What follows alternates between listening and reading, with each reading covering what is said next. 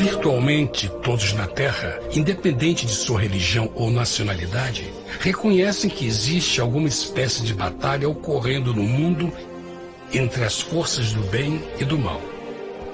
Uma luta colossal entre a luz e as trevas, a verdade e o erro, a opressão e a liberdade, o bom e o mal, e finalmente, a vida e a morte.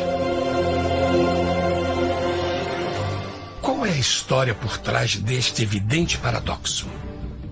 Muitas religiões, assim como a Bíblia, ensinam que além deste véu tridimensional do mundo físico que vemos, existe outro mundo espiritual que não podemos ver.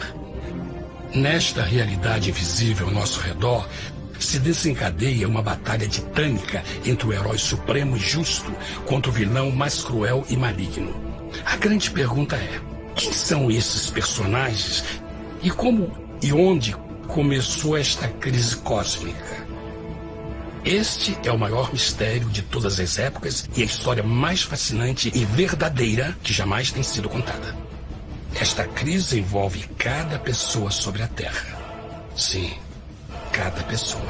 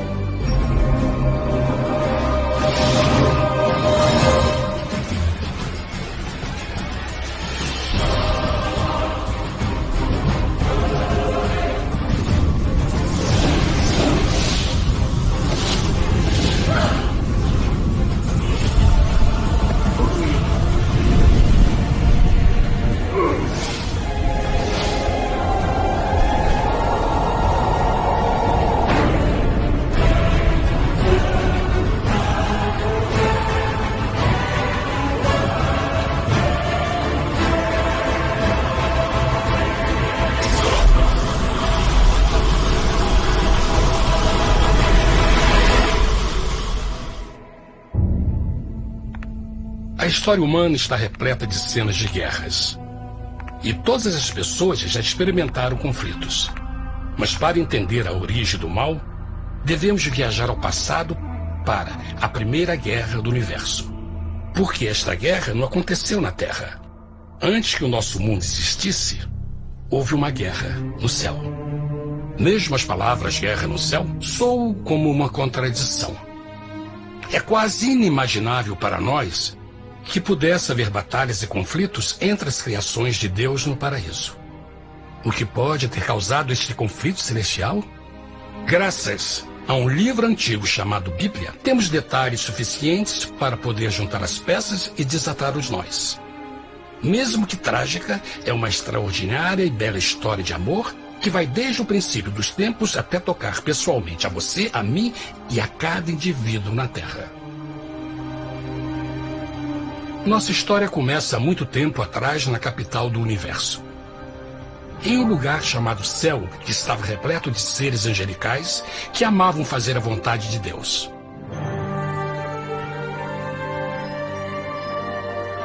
Sob o justo e amoroso governo do Criador, todo o céu desfrutava uma existência de felicidade e perfeita paz. O príncipe supremo do paraíso e comandante dos anjos era o poderoso e amoroso Filho de Deus, mais conhecido com o nome que adotou quando veio à Terra, Jesus. Ele tinha o mesmo propósito e pensamento com Deus, o Pai. O céu, sob o comando compassivo do Pai, Filho e Espírito Santo, provou ser um maravilhoso lugar de paz e alegria. Para realizar as ordens de Deus, a Trindade estava rodeada de um oceano virtual de inumeráveis espíritos ministradores chamados serafins e querubins, mais conhecidos como anjos. Essas poderosas e inteligentes criaturas descobriram que a felicidade estava em cumprir as ordens do Todo-Poderoso. Mas Deus criou um extraordinário anjo para atuar como líder de toda a multidão celestial. A Bíblia nos diz que seu nome era Lúcifer, que significa portador da luz. Este querubim foi o maior ser criado por Deus e assumia a posição mais próxima do trono de Deus, estando diretamente sob a autoridade de Jesus. A tarefa de Lúcifer era difundir a luz e o conhecimento da vontade de Deus a todos os outros anjos. Lúcifer foi o mais esplêndido ser criado por Deus.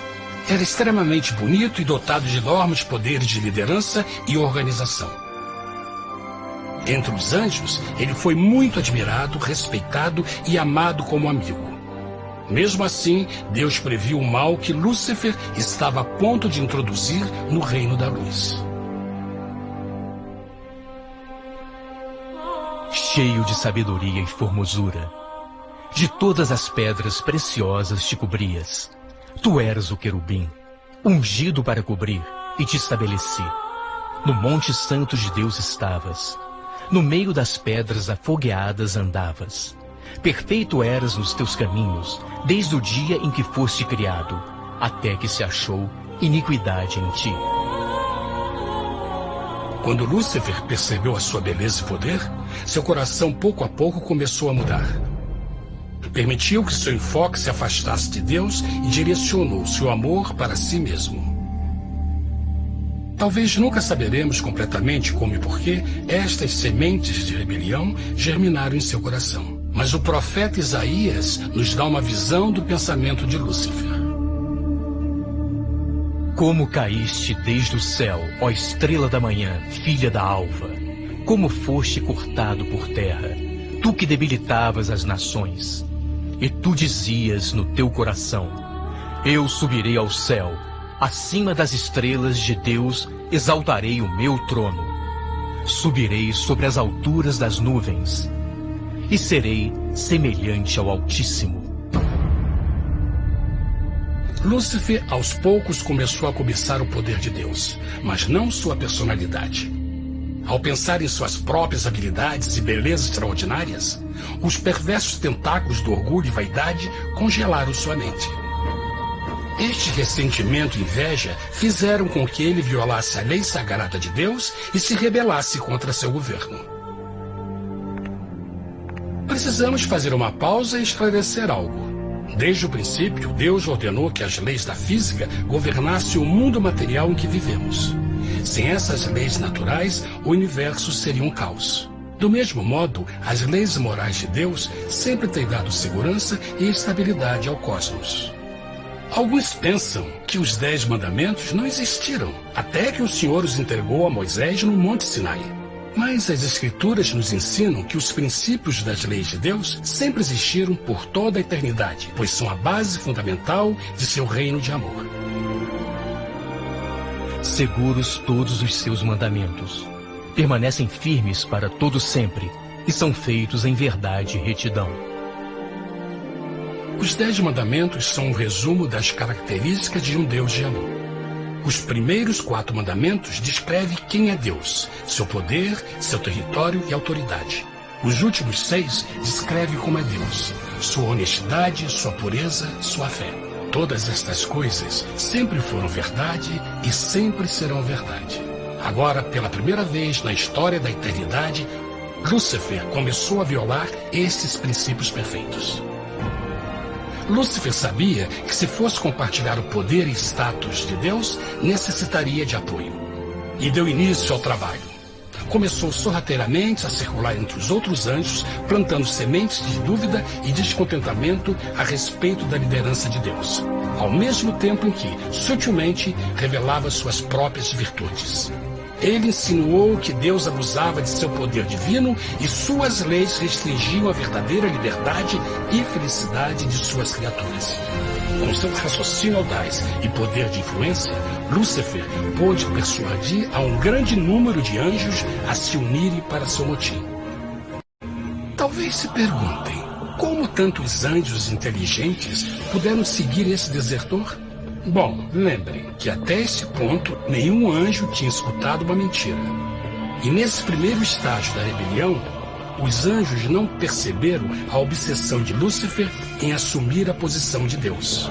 Não sabiam que finalmente ele planejaria a tortura e o assassinato do Filho de Deus na cruz com a intenção de ocupar o seu trono.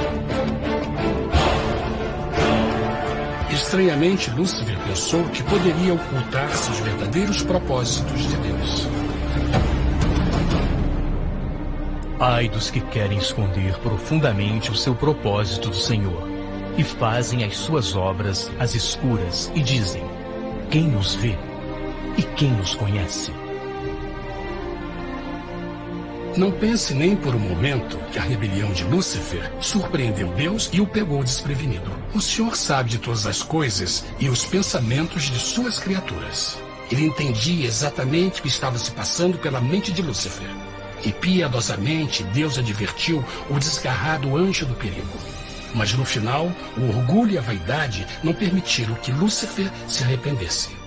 Então, iniciou a rebelião total contra Deus em vez da humilde obediência. Alguns podem perguntar: isso significa que Deus criou um anjo defeituoso? Não, mas ele criou Lúcifer com livre-arbítrio. Verão que o livre-arbítrio é uma coisa maravilhosa, mas também muito perigosa, incluindo o risco de uma rebelião e a possibilidade de que o amor de Deus seja rejeitado. Vejam que o amor real não pode vir de uma criatura pré-programada e não pode ser forçado, deve ser voluntariamente dado. Por exemplo, mesmo que seja bonito este cachorro robô, na verdade, nunca poderá amar-me. Posso fazer que pareça que me ame, mas só estará seguindo instruções pré-programadas. Não tem opção. Por outro lado, este pequenino está realmente feliz em ver-me. Ele decidiu dar-me seu afeto. E com o tempo, nossa relação se fará mais forte, enquanto eu ame e cuide bem dele. Do mesmo modo, um Deus de amor só quer amor verdadeiro de suas criaturas. E para que isso aconteça, elas precisam ter o livre-arbítrio. A rebelião de Lúcifer é a maior evidência de que ele tinha esta liberdade. Agora, a grande pergunta é: como Deus enfrentaria esta crise? Como lidaria com Lúcifer e com os milhões de anjos que se uniram nessa rebelião? Muitos questionam: por que Deus não acabou imediatamente com a rebelião? Afinal, ele poderia facilmente vaporizar Lúcifer com um raio. Mas isto teria solucionado o problema? Não, pelo contrário. Isso só teria intensificado as dúvidas e suspeitas que Lúcifer havia plantado na mente dos anjos. Lembrem que Lúcifer sabia, como ninguém mais, da engrenagem interna do governo de Deus. Sua destruição seria vista como parte de uma grande armação, e a razão que o motivou a servir Deus teria sido o medo da represália e não o amor. O Senhor sabia, na sua sabedoria, que a melhor forma de enfrentar a crise era permitindo que tudo seguisse o seu curso. Esta seria a única forma de se assegurar que o mal não se ergueria outra vez. Deixai crescer ambos juntos até a ceifa. E por ocasião da ceifa, direi aos ceifeiros: colhei primeiro o joio e atai-o em molhos para o queimar, mas o trigo ajuntai-o no meu celeiro. Na parábola do joio e do trigo, Jesus descreve que um tempo de crescimento é necessário para que uma planta revele sua verdadeira natureza. No seu entendimento infinito, Deus sabia que com o tempo, o caráter real de Lúcifer seria exposto e que os amargos frutos de sua rebelião seriam vistos. Até agora, os cidadãos do universo não estavam familiarizados com o pecado e até onde os levaria. Mas isso mudaria quando eles vissem por si mesmos sua terrível natureza autodestrutiva. Afinal, a sabedoria e o amor do governo de Deus seria para sempre confirmado e o universo estaria seguro. Quando Lúcifer e seus seguidores revelaram abertamente sua rebelião, o Senhor soube que não haveria paz se permitisse que eles ficassem no céu. Deveria impor um limite, entrar em ação e enfrentar os rebeldes. Mas Lúcifer e seus seguidores nunca sairiam por vontade própria ou pacificamente. O passo seguinte foi a guerra. houve batalha no céu. Miguel e os seus anjos batalhavam contra o dragão. E batalhavam o dragão e os seus anjos. Mas não prevaleceram, nem mais o seu lugar se achou nos céus. E foi precipitado o grande dragão, a antiga serpente, chamada o Diabo e Satanás, que engana todo mundo. Ele foi precipitado na terra, e os seus anjos foram lançados com ele.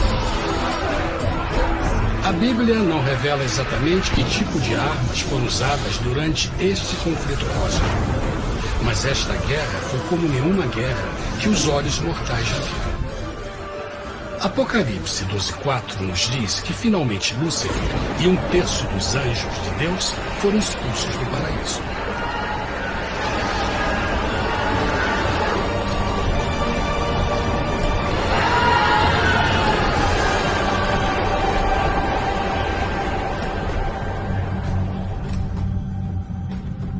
Mas e agora? Lúcifer tinha milhões de anjos ao seu lado, mas precisava de um pedaço de chão para continuar sua rebelião. Rápido, muito rápido, o universo começou a entender o quão doloroso e caro o pecado poderia chegar a ser. Mas a guerra não tinha terminado. Apenas começava. Lúcifer, o portador da luz, agora virou Satanás, o adversário.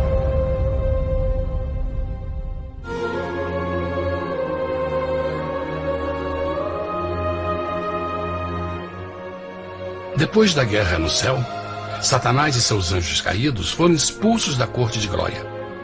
Por um tempo, o diabo e seus demônios vagaram pelo universo buscando inutilmente mundos que se compadeceram e se uniram à sua rebelião. Enquanto isto, o coração de Deus sentia intensamente o vazio que deixou a perda de Lúcifer e seus anjos. Então o Pai, o Filho e o Espírito Santo retomaram o seu trabalho favorito, o maravilhoso trabalho da criação.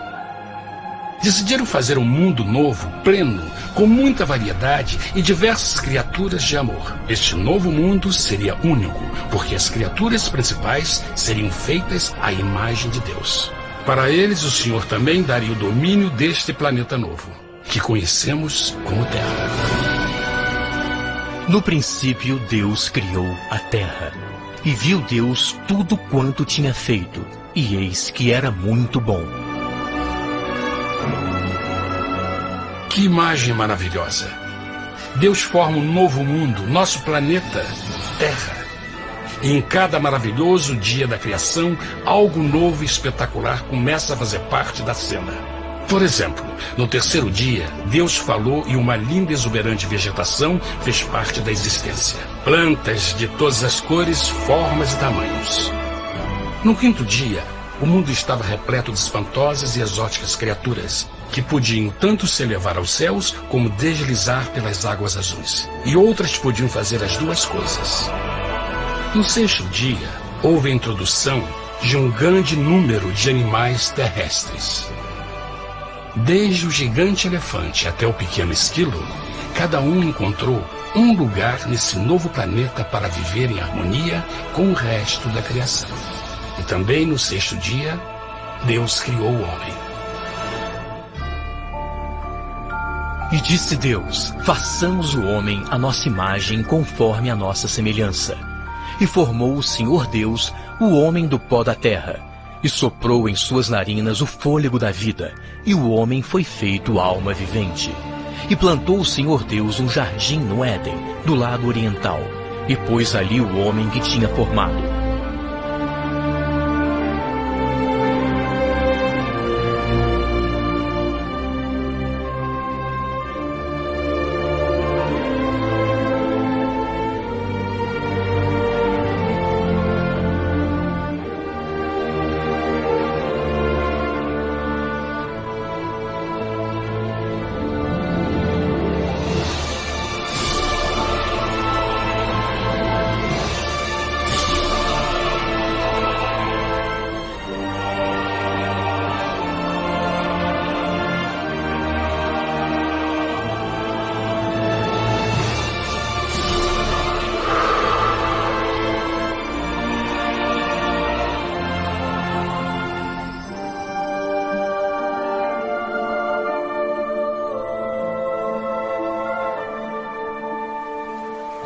Mas que grande honra ser criado à semelhança de Deus, ser um indivíduo com liberdade de pensamento.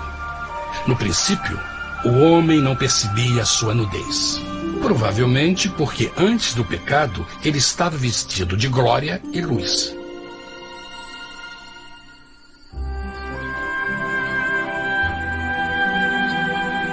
Deus também criou a companheira perfeita para Adão, sua bela esposa Eva.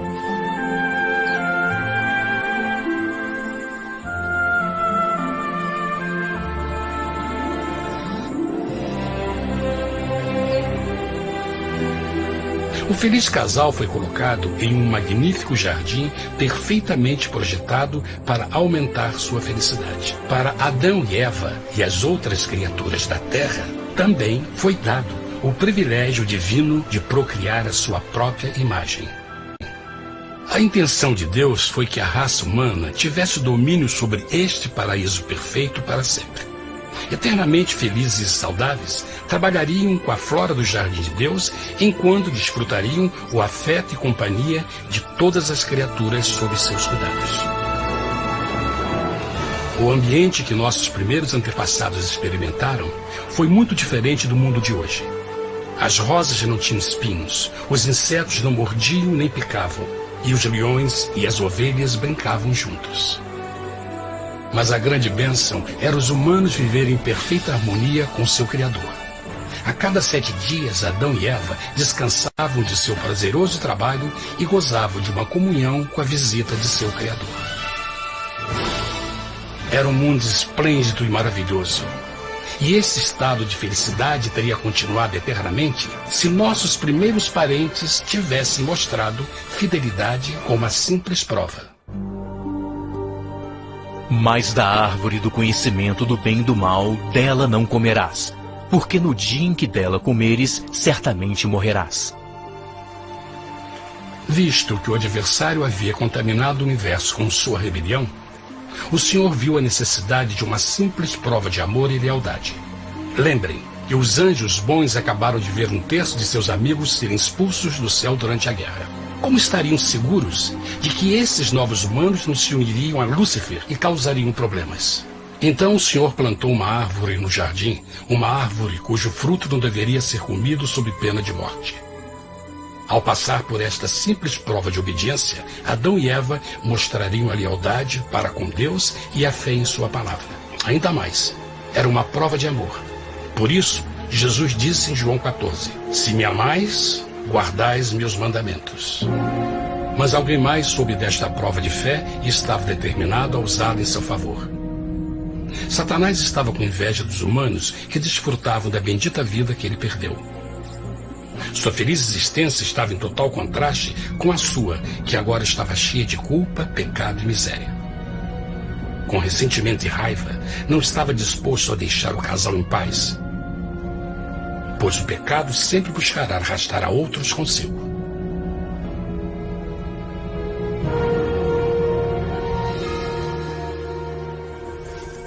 Então um dia, quando Eva estava concentrada em seu agradável trabalho, se viu sozinha e muito perto da árvore proibida. Foi quando Satanás viu sua oportunidade. Através de uma serpente hipnotizante, o anjo caído chamou Eva até a árvore e a envolveu em uma conversação.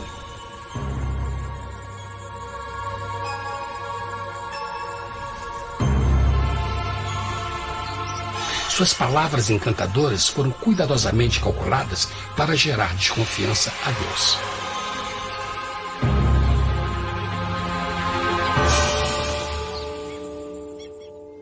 A serpente replicou à mulher, de modo algum morrereis. Deus sabe que no dia em que dele comerdes, vossos olhos se abrirão, e sereis como Deus, conhecedores do bem e do mal. A mulher notou que a árvore era boa para comer, pois era atraente aos olhos e desejável para alcançar sabedoria. Colheu o seu fruto e comeu.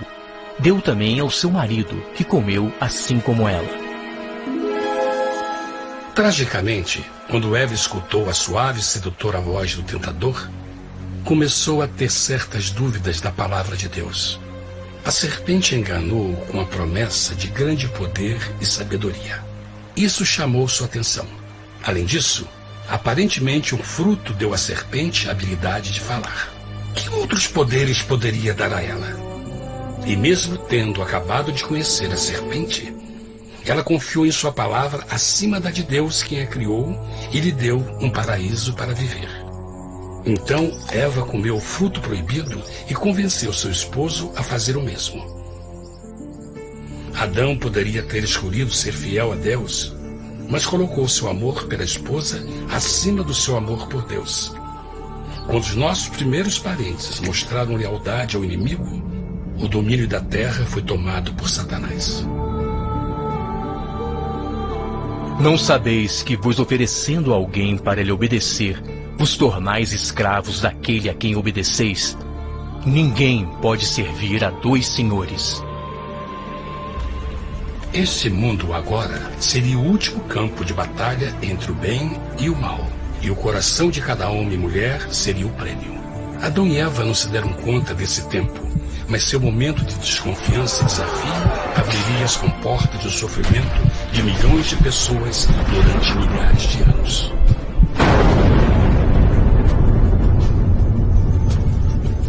Portanto, como o pecado entrou no mundo por um homem, e por ele a morte, e assim a morte transmitiu-se a todos os homens naquele em quem todos pecaram.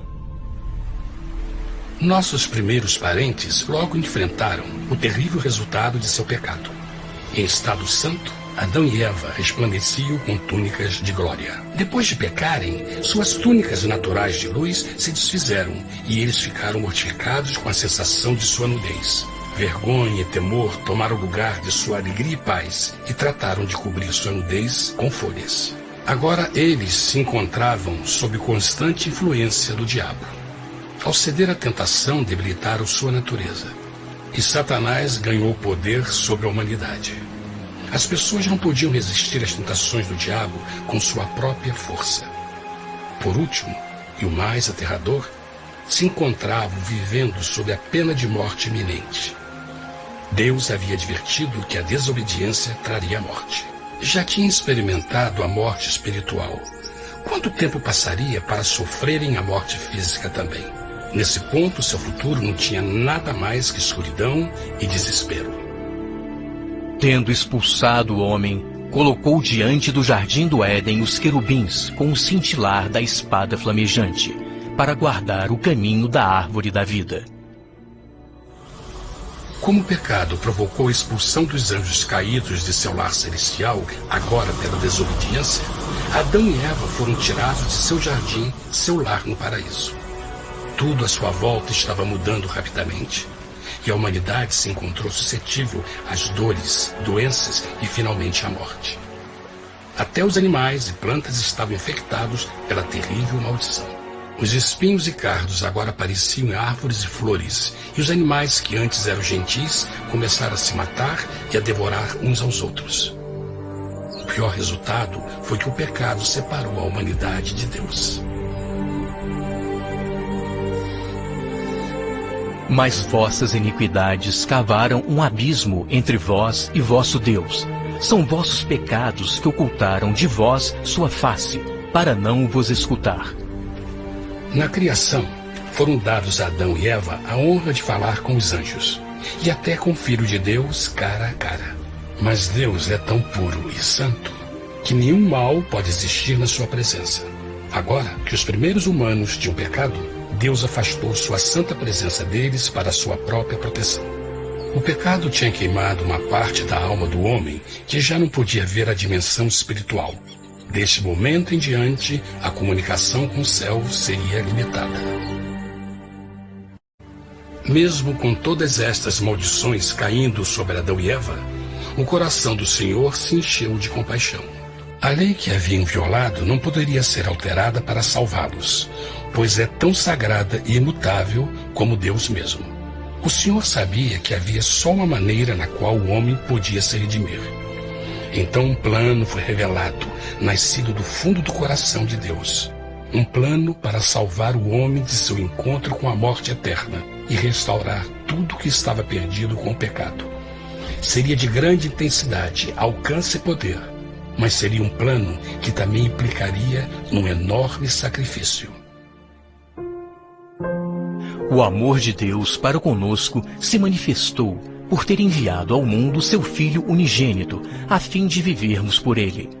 Nisso consiste o amor, não em termos nos amado a Deus, mas em ele nos ter amado e enviado seu Filho para se sacrificar por nossos pecados. As Escrituras claramente ensinam em Romanos 6:23, o custo do pecado é a morte. A lei violada demandava a vida do pecador e só tinha um em todo o universo qualificado como substituto da humanidade. O Criador só podia pagar a dívida de suas criaturas tomando seu lugar. Então Jesus Cristo, o Filho de Deus, concordou em deixar a pureza, glória e segurança do céu.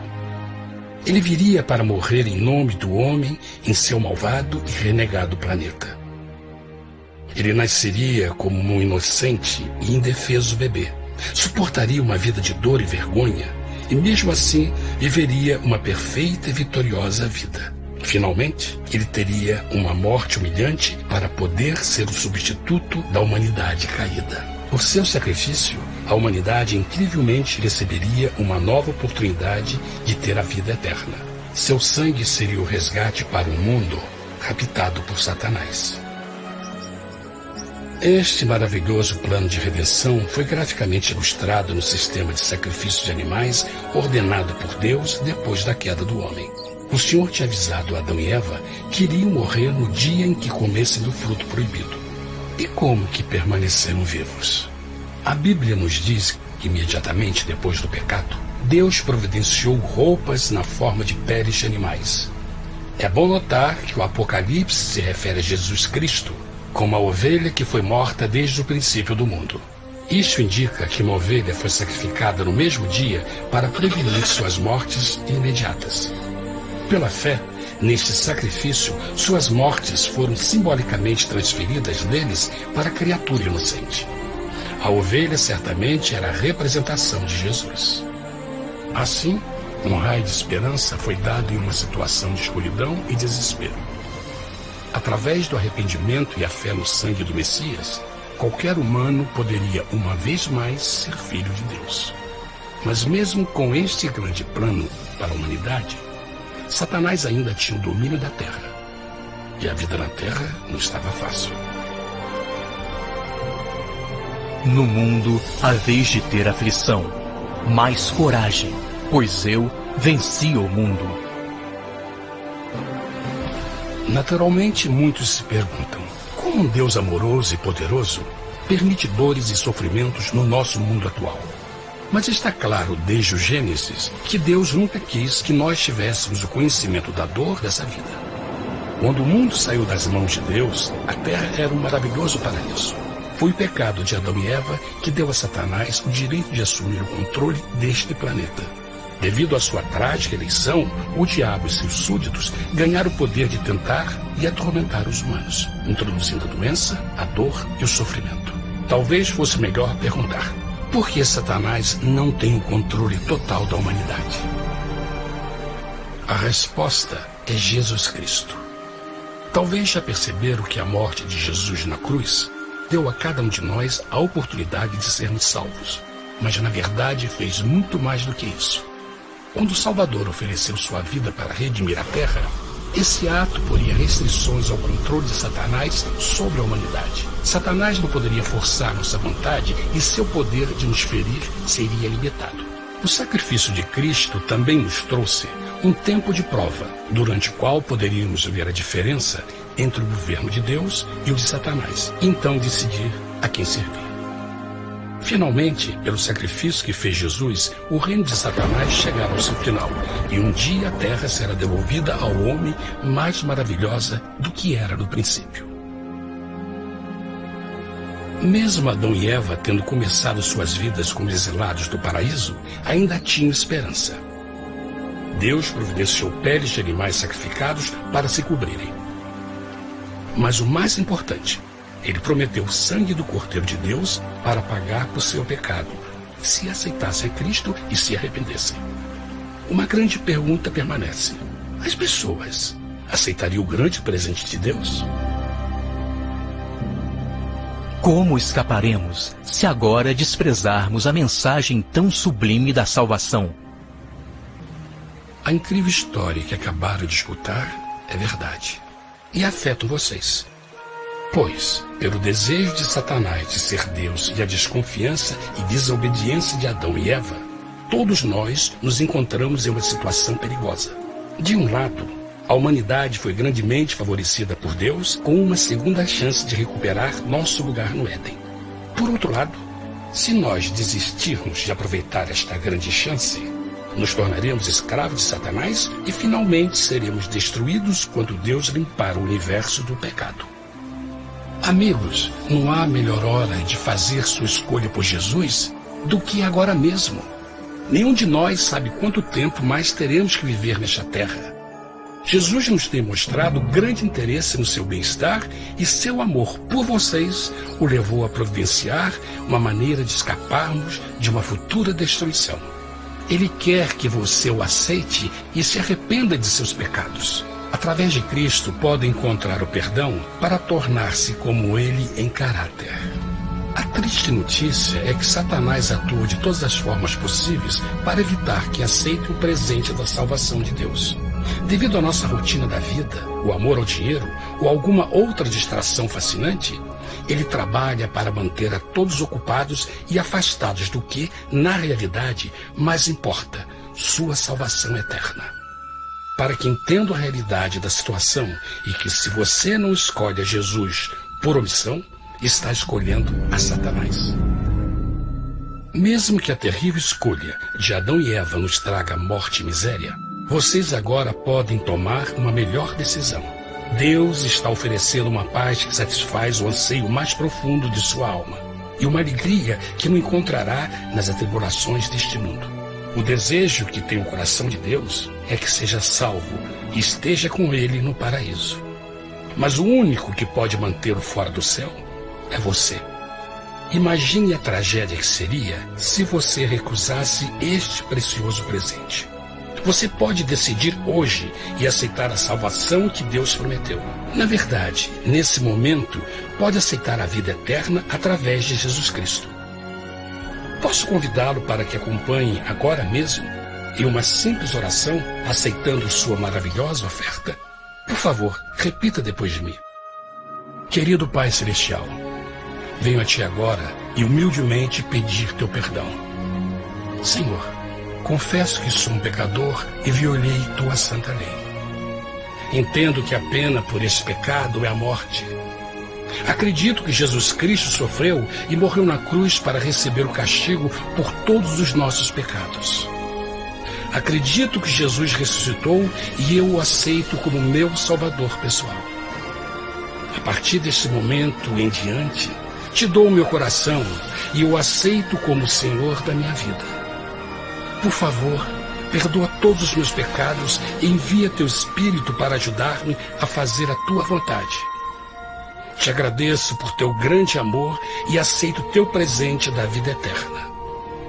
E eu oro tudo isso em nome de Jesus. Amém.